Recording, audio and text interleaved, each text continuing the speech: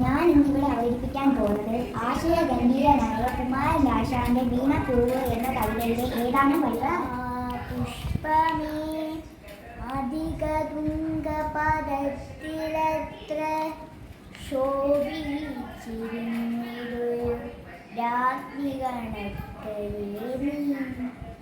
സ്ത്രീഭൂവിലെ സ്ഥിര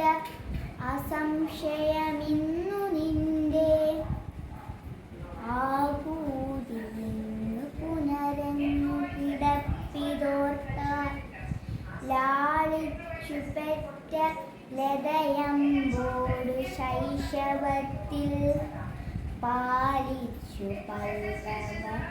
പല്ലവ പൂളങ്ങൾ വെച്ചു നിന്നെ